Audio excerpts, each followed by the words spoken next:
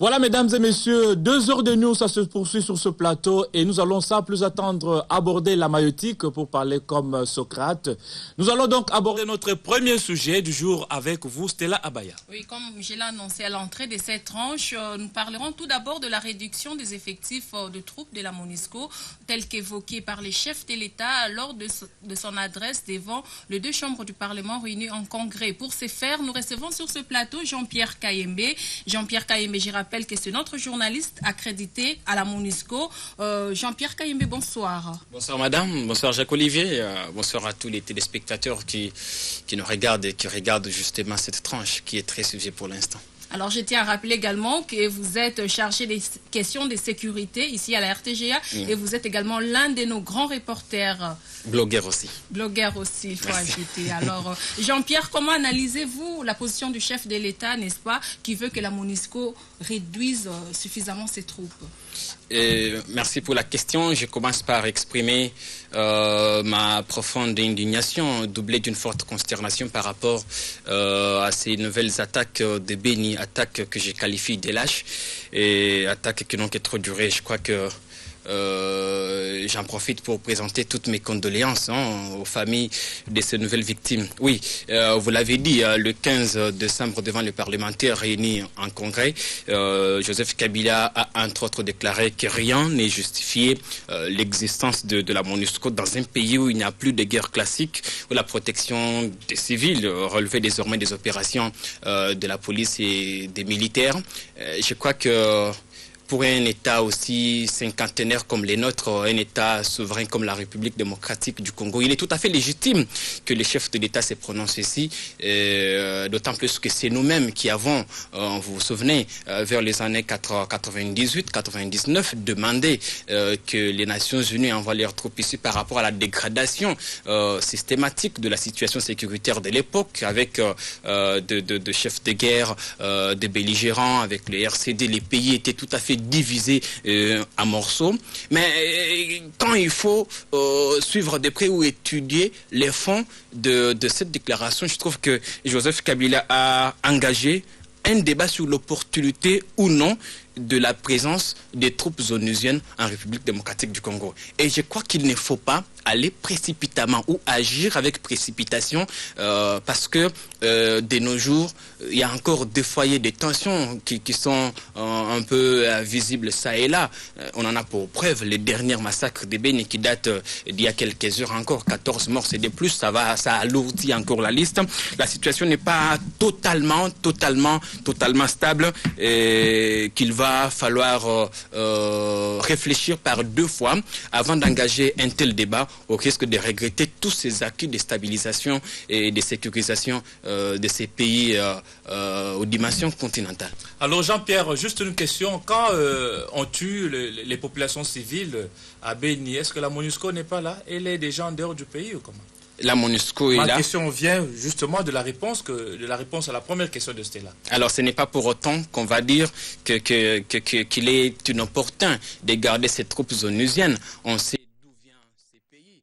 Vous vous souvenez, Jacques-Olivier, dans les années 99, on connaît ce que ces pays étaient. Et moi, je me suis toujours posé une question de savoir ce que seraient devenus ces pays n'eût été ces forces ou ces troupes internationales. La MONUSCO en a pour beaucoup dans ce que la RDC est devenue aujourd'hui. Et je crois qu'il ne faut pas être ingrat ou il ne faut pas agir avec précipitation. D'ailleurs, Hervé là-dessous, le sous-secrétaire général adjoint des Nations Unies en charge du maintien de paix, qui estime qu'il est inadmissible que la force onusienne quitte les pays dans la précipitation compte tenu de la situation sécuritaire incertaine qui prévoit encore dans la partie Est. C'est vrai, aujourd'hui, il n'y a plus de guerre classique. Aujourd'hui, il n'y a plus de M23, mais il y a les ADF qui menacent. Merci beaucoup de recourir un peu à l'argumentation de la MONUSCO. Mais une question. Vous avez dit tout à l'heure que c'est sur demande de la République démocratique du Congo que les troupes de la MONUSCO ont été envoyées, n'est-ce pas? Et quand la République démocratique du Congo se rend compte qu'à l'heure actuelle, nous sommes mûrs, nous avons atteint la maturité et demandé qu'on réduise les effectifs afin d'envisager un départ définitif, ça devient de la précipitation, ceci ou cela? Non, je crois que ne comprends pas grand-chose. Déjà, dans la résolution 2147 qui donne un mandat robuste à la MONUSCO, mandat qui ira jusque, je crois, en mars 2015, il est prévu, au paragraphe 48, il est prévu une revue stratégique pour envisager le retrait progressif des troupes de la MONUSCO. Cette disposition est bien prévue. Mais comme Hervé là-dessous le disait il y a quelques jours sur RFI, c'est un processus, il y a des tractations dans ce sens entre les autorités congolaises, les autorités de Kinshasa et New York. Le processus pourrait prendre 4-5 mois. C'est vrai, la MONUSCO, elle a l'air d'être aujourd'hui, enfin, on sait tous quelle est la mission la plus coûteuse dans l'histoire des Nations Unies. La MONUSCO vaut prendre 1,5 milliard de dollars par an. C'est beaucoup. Alors Jean-Pierre, par là, on peut affirmer tout de suite que les casques bleus sont de trop en RDC? De trop, oui, en quelque sorte, parce que vous avez épinglé tout à l'heure les cas de Beni. On massacre les gens sous les regards impuissants de ces troupes onusiennes. Et là, ça ne peut qu'énerver les bonnes consciences. De trop aussi parce que ces casques bleus sont accusés, entre-temps, de jouer aux pompiers pyromanes. Pas plus tard qu'il y a quelques semaines encore, on a fait une découverte macabre de tenues militaires dans un véhicule onusien avec des pilotes ukrainiens. C'est des choses qui frisent les bonnes manières et ça ne peut qu'interpeller. D'autres sources disent que ces casques bleus alimenteraient les groupes armés pour enfin faire une sorte de, comme les FBI les fait aux États-Unis, monter comment on les appelle, des terroristes. Les FBI montent des terroristes, d'après une étude publiée par The New York Times, montent des terroristes qu'on va par la suite, on finance leurs opérations. Et pour les rattraper après, on les arrête et ça fait du buzz dans les médias. Beaucoup aussi parce que ça fait pratiquement 15 ans que la MONUSCO, l'ex-MONUC, est sur les territoires congolais. Ils sont passés du simple mandat d'observation à la stabilisation et consorts. Les avancées, c'est vrai, je le disais, que c'est un processus, ça prend du temps. Mais 15 ans après, les avancées ne sont pas aussi significatives. Vous avez, quand un foyer de tension se ferme au nord, il y en a un autre qui s'ouvre à l'est. Vous comprenez? Et donc, pour l'instant, on peut dire que c'est de trop. Je suis totalement d'accord que ces troupes partent. Parce qu'aujourd'hui, je me dis, est-ce que la MONUSCO n'a pas l'intention de devenir comme la mission des Nations Unies en Irak et au Koweït, qui a fait pratiquement 22 ans? 22 ans, nous on n'est qu'à 15 ans, mais je crois qu'il faut réfléchir beaucoup. Parce que dans ces pays, moi j'ai eu l'occasion de voyager avec la MONUSCO, pour les comptes de la MONUSCO. Je suis allé dans certains coins de ces pays. Il faut me donner raison quand je parle d'un pays aux dimensions continentales. Vous avez certains coins de ces pays où vous constatez la quasi-absence des troupes gouvernementales. Vous n'avez ni policiers ni militaires. Ce sont ces troupes onusiennes qui sécurisent certains coins de notre pays. Et dans tous les cas, l'argent que consomme la MONUSCO, les 1 milliard quelque chose, dans 15 ans, ça va faire plus de 20 milliards de dollars qu'ils ont dépensés. Bon, comme ça ne vient pas aussi de nous. Alors, en suivant votre argumentation, est-ce que vous ne pensez pas qu'il y a des choses à reprocher à la MONUSCO? Beaucoup. J'ai parlé tout à l'heure de jouer aux pompiers pyromanes. Beaucoup le disent, la société civile du Nord Kivu ne met pas de l'eau dans la bouche pour le dire. La MONUSCO a promis, quand on a trouvé qu'on n'arrivait pas à stabiliser le pays, on dit bon, attention, après que les 11 États ont signé l'accord cadre d'Addis Abeba, on a dit ok, il faut confier une mission robuste, un mandat robuste à cette mission. C'est là que naîtra la brigade d'intervention. Vous savez qu'il y a eu beaucoup d'efforts, enfin beaucoup d'espoir qu'on a fondé sur cette brigade. On a dit qu'il aura des opérations offensives très robustes. Elle a pour mission de neutraliser toutes les forces négatives. La brigade, pour une fois, dans l'histoire de Nations Unies, c'est pour une fois qu'une force pareille a été créée. C'est pour une fois que la MONUSCO ou les Nations Unies se dotent de drones, ces petits avions sans pilote. Tout ça pour stabiliser le pays. Où en sommes-nous? Sur terrain, les résultats sont décevants. Mission accomplie ou non accomplie? Partiellement accomplie. Mais je crois qu'il va falloir laisser encore du temps à ces troupes. Le verre à moitié plein ou à moitié vide? Je crois que c'est les deux. Les deux. Mais en tout cas, il ne faut pas oublier que la MONUSCO a joué un rôle important au-delà de la sécurisation. La MONUSCO appuie les processus électoraux. dans ce pays où vous avez à peine 1 ou 2 compagnies aériennes. Mais quand nous allons partout, mais c'est avec les avions de la MONUSCO. Quand vous voulez aller de Kalemi à Lubumbashi et partout là-bas, mais il n'y a aucune compagnie aérienne. Il y a quand même beaucoup de points positifs. Des points positifs, il y en a. Il y en a. Et moi, je crois que par rapport à la sortie, au discours du chef de l'État, c'est vrai, il y a les torchons brûlent.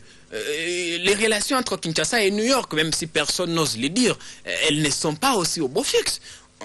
Déjà avec Monsieur Scott Campbell de droits de l'homme qui a été expulsé par rapport à ses positions. Et donc on sent qu'il y a quelque chose qui ne va pas, même si personne ne peut le dire ouvertement. On reproche beaucoup de choses à la MONUSCO. Elle est faite aussi de s'immiscer dans les affaires intérieures. Mais il ne faut pas oublier que dans la résolution 2147, on confie également à la MONUSCO la mission d'appuyer les processus de la démocratie, d'appuyer la démocratie, de sécuriser les civils, mais aussi d'intervenir quand il y a violation des droits de l'homme. Et donc c'est tout ça, il ne faut pas seulement voir l'aspect sécuritaire, mais aussi d'autres missions connexes. J'aimerais que vous insistiez aussi sur des actions positives. Vous pouvez quand même les dénombrer un peu. Des actions positives, oui, nous devons à la MONUSCO la déconfiture du M23.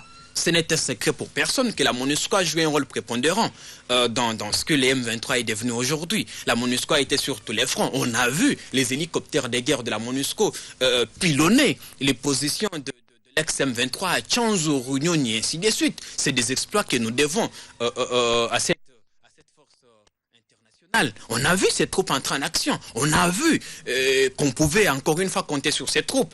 La brigade avec les Tanzaniens, les Sud-Africains et consorts. Et on sait aussi que la MONUSCO s'est beaucoup impliquée. Martin Kobler, personnellement, s'est beaucoup impliqué pour qu'il y ait un dialogue entre les pays de la région. L'accord cadre aujourd'hui, c'est en partie, nous les devons en partie aux efforts de la MONUSCO. Martin Kobler a été sur tous les fronts. Il a été à Kampala, il a été à Addis Abeba, il a insisté.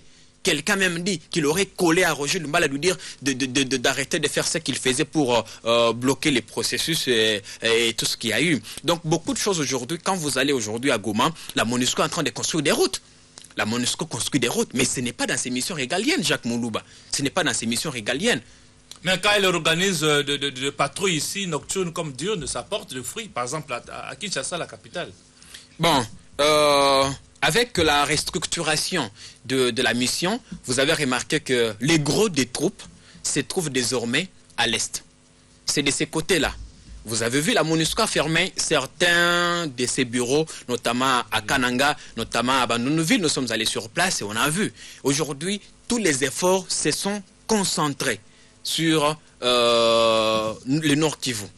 Le Nord Kivu, avec toutes les menaces possibles qu'il présente, et ces patrouilles nocturnes que font les troupes de la MONUSCO. Moi, j'ai eu la chance d'assister et de faire un reportage pendant une patrouille nocturne. Et je vois ça dissuade un peu. Ça dissuade un peu certaines personnes qui ont des idées belliqueuses. Dans une ville comme Goma où à peine vous êtes en sécurité. Et je n'imagine pas ces pays d'ici 3-4 ans sans ces troupes internationales. Vous êtes ici à Kinshasa, vous ne connaissez pas. Ou ceux-là qui claironnent, qui vous disent, mais bon, Oumeli, il faut pas Kende. Mais on ne sait pas ce qu'ils représentent, ces gens. Mais il faut aller dans les zones de conflit. Ces gens qui ont laissé femmes et enfants, qui se sont sacrifiés pour notre pays. Et il faut dire qu'en 15 ans, la MONUSCO a perdu environ 70 personnes. C'est jusqu'au sacrifice suprême. Ce qui veut dire que l'apport est quand même considérable. Considérable, oui, même dans, si... Dans les 15 ans, si on doit brosser un bilan, selon vous, en dépit de quelques ratés, en dépit de quelques actions malencontreuses, mais le bilan est acceptable. C'est vrai, oui, c'est vrai, vous avez des gens qui vous disent qu'il a failli à sa mission, c'est vrai. Il est impensable qu'on tue les gens à Béni à coups de machette et les autres armes blanches sous un regard impuissant de cette mission. Il est impensable que dans certaines zones qui sont sous contrôle de cette mission, qu'on y retrouve des rebelles qui sévissent et consortent, il est impensable. Mais comme je le dis, j'aime toujours paraphraser Nelson Mandela qui dit que ça prend toujours du temps ou c'est toujours impossible jusqu'à ce qu'on les fasse. Je crois que en conjuguant les efforts ensemble, aussi bien entre les troupes de la MONUSCO et les FARDC, on peut arriver à faire quelque chose. Entre-temps, les mêmes troupes, la MONUSCO est aussi en train de participer au projet de réforme de nos forces de défense et sécurité. Et je crois que il y aura un moment où on se dira, bon ok, nos forces armées sont en mesure aujourd'hui de sécuriser notre pays et la MONUSCO peut partir. La MONUSCO, il y a eu une mission des Nations Unies au Burundi, elle a fini par plier bagage. Il y a eu une mission des Nations Unies un peu partout. Aujourd'hui, vous avez environ dans 15 pays, les Nations Unies sont dans 15 pays avec des missions de paix. Alors Jean-Pierre Kayembe, d'après vous, vous préconisez le départ de la MONUSCO dès demain, s'il est faux? Non, je crois que c'est tôt. Je crois que c'est tôt. Vous avez Martin Kobler qui vous dit que la MONUSCO pliera bagage dès lors qu'elle se rendra compte que la situation sécuritaire s'est améliorée, que l'autorité de l'État s'est aussi améliorée. Ça va prendre du temps, mais le processus, on en parle. Et la semaine passée, je crois, il y a 2 semaines passées, il y a eu une rencontre de très haute portée à New York entre une délégation de Kinshasa et le département de maintien de paix. Au menu, c'était justement le retrait de ces troupes. Mais la MONUSCO, aujourd'hui, vous avez plus de 30 000 hommes, 25 000 hommes, enfin 30 000 hommes, dont 20 militaires et policiers. C'est quand même beaucoup. On vous dit que c'est la mission la plus coûteuse dans l'histoire des opérations de maintien de Nations Unies. Alors Jean-Pierre, vous dites que Martin Kobler, vous le citez, Martin Kobler a dit que la MONUSCO partira quand la situation sécuritaire se sera améliorée. Mais que dit le gouvernement congolais? Si le gouvernement congolais décide, estime que en tout cas c'est de trop aujourd'hui, là tu n'évoques pas cet aspect. Oui. Est-ce que c'est la seule volonté de Kobler ou de la MONUSCO de dire voilà, je reste dans tel pays, ou bien les autorités ont un mot à dire comme maintenant là? Kinshasa a déjà exprimé son point de vue par rapport à ça. Quand le chef de l'État parle, c'est la plus haute personnalité du pays qui parle, qui donne la position du pays. Le processus, enfin comme je le disais, il y a des pourparlers qui sont en cours. Il ne revient pas seulement à Kinshasa de décider MONUSCO plier bagage et demain la MONUSCO va plier bagage. Non, c'est une décision qui doit venir du Conseil de sécurité. Il faut que les conseils de sécurité se réunissent. Il faut que les conseils de sécurité adoptent une résolution. Et après avoir justement examiné les indices qu'il y a sur terrain, parce qu'on ne peut pas laisser quand même un pays fragile. Quand ça n'a pas marché, on a créé. Et quand ils seront partis et que l'histoire où la situation restait s'est dégradée encore, on va encore dire qu'ils reviennent. On va dire qu'ils reviennent. Donc pour l'instant, il ne relève pas seulement de l'apanage du gouvernement de Kinshasa de faire partir la MONUSCO, de lui demander de réduire son effectif, mais encore faut-il que les conseils de sécurité l'adoptent aussi. Vous avez parlé du budget de la MONUSCO, donc c'est des emplois créés, c'est des salaires aux gens, tout ça. Et vous estimez que ces gens-là qui bénéficient de tous ces avantages vont accepter de partir très tôt et avec l'incertitude du lendemain? Oui, je crois qu'on s'est toujours posé pareille question. Mais il faut dire que la MONUSCO n'est pas la première mission de maintien de paix des Nations Unies à travers le monde. Il y en a eu au Burundi quand ça n'a pas marché. Il y en a eu dans d'autres pays. Je vous disais en passant qu'il y en a dans 15 pays à travers le monde aujourd'hui où les Nations Unies sont présentes. Et tout ça, c'est des avantages. C'est une mission, c'est un projet. Un projet finit toujours. Il n'est pas éternel. Il n'est pas appelé à rester éternellement. Mais on ne peut quitter même que quand on regarde. Même s'il peut prendre 30 ans, il finira après 30 ans. Je vous ai dit que la MONUSCO n'est pas la mission la plus longue dans l'histoire des Nations Unies. Il y a eu, si vous vous rappelez, en 91, il y a eu une mission en Irak. Elle a commencé en 91 pour ne finir qu'en 2003. Environ 22 ans. La MONUSCO n'est qu'à 15 ans. Et donc, vous comprendrez. Donc, c'est un exemple à suivre. On va réclamer quand on atteindra la vingtaine. J'ai fait un constat. Ici, je ne suis pas en train de jouer à la défensive. Je ne défends pas la MONUSCO. Je donne un avis en tant que canaliste des questions de sécurité. La situation est extrêmement fragile sur le terrain et qu'il est tôt. ou qu'il serait tôt de faire partir ces forces internationales. Alors Jean-Pierre, dans un autre chapitre, toujours en rapport avec la MONUSCO, je vais parler de ces éléments qui ne respectent peut-être pas, certains qui n'arrivent pas à respecter les lois du pays, qui se livrent à telle ou telle autre activité, soit au commerce, avec les matières premières, soit on le retrouve avec des tenues militaires. Des tenues militaires. Dans ces différents cas, qu'est-ce que l'on fait? Qu'est-ce que la MONUSCO prévoit comme mécanisme pour un peu remettre tout dans l'ordre? Une très bonne question. Oui, vous savez, là où il y a toujours les hommes, les dérapages ne manquent jamais, Jacques-Olivier. La MONUSCO, comme je vous le disais, c'est près de 25 000 hommes. Il est normal qu'il y ait des dérapages. J'ai discuté une fois en aparté avec M. Abdallah Rafi, qui est représentant spécial adjoint de M. Ban Ki-moon ici. Il m'a dit, mais écoutez Jean-Pierre, ce qui est délit dans un pays peut ne pas l'être dans un autre.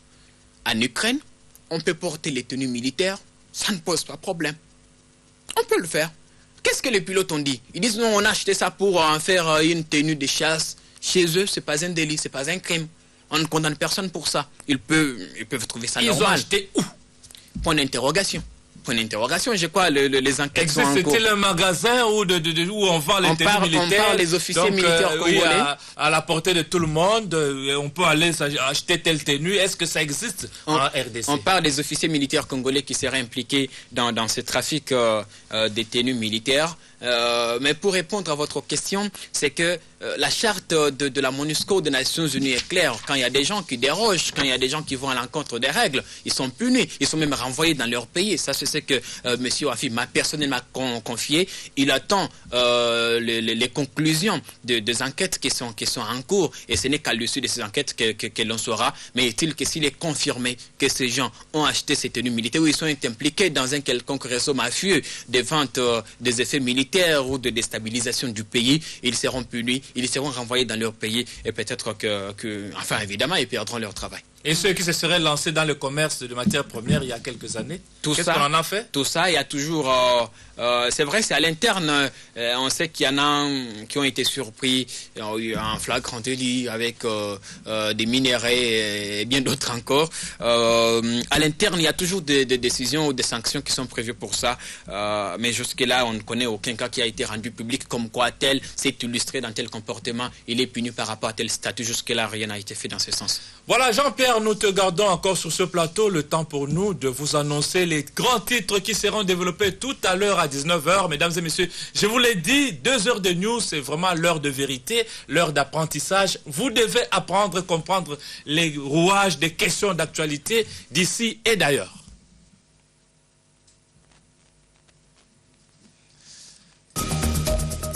Encore des morts à Beni au Nord Kivu. 5 personnes ont été tuées lors de massacres survenus dans la nuit du 25 au 26 décembre par les ADF, alors qu'une délégation gouvernementale conduite par le vice-premier ministre en charge de l'Intérieur y séjourne.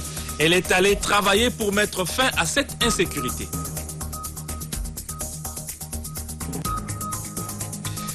Premier procès civil contre Simone Gbagbo et 81 co-accusés s'est ouvert ce vendredi en Côte d'Ivoire. La prochaine audience est prévue pour le 29 décembre prochain afin d'aborder les questions des fonds.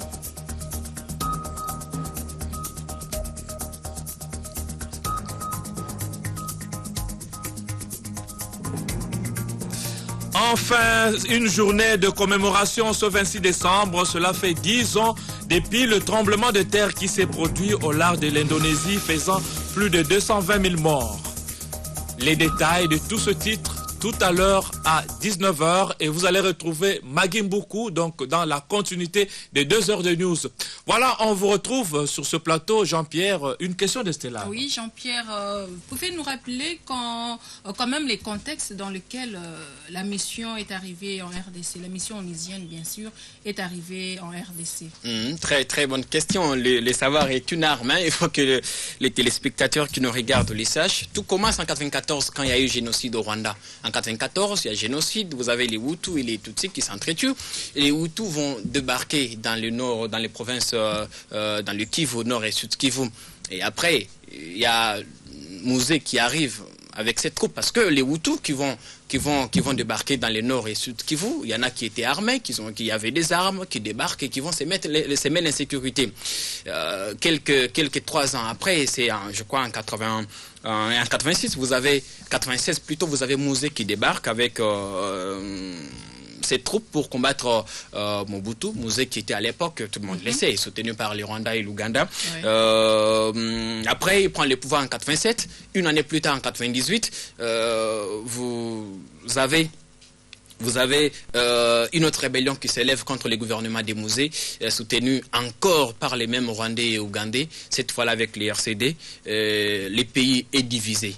Alors, il faut appeler les pays voisins. Enfin, il y a eu l'intervention d'autres pays voisins, notamment l'Angola, la Namibie, l'Afrique du Sud, le Tchad et tout ça, qui ont envoyé des troupes.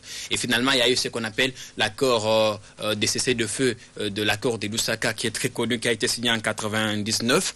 Ce n'est qu'après ça que les Nations Unies, qui avaient demandé la signature de cet accord, ont demandé qu'il y ait une mission en République démocratique du Congo pour essayer de faire la promotion ou de pousser les parties prenantes à respecter leurs engagements pris dans le cadre de cet accord. C'est là que naîtra l'ex-MONUC en 99 et devenu MONUSCO avec le changement de mandat. Des mandats et beaucoup, et jusque-là, les mandats qui sont en vigueur avec la résolution 2147 finit au mois de mars prochain, le 15 mars 2015, mandat qui finira au même moment avec celui de la brigade d'intervention qui était venu rien que pour une année et qui a dépassé. Voilà, en tout cas, merci beaucoup Jean-Pierre Kayembe. Je rappelle que vous êtes notre spécialiste maison en matière sécuritaire et vous couvrez les activités de la MONUSCO depuis des années. Vous avez été là pour restituer et en tout cas à chacun de voir si vous avez été à même de rendre fidèlement ce que vous voyez, ce que vous vivez au jour le jour. Merci beaucoup. Merci. Mesdames, Messieurs, 2 heures de news, ça se poursuit sur ce plateau, mais je vous propose d'abord ceci.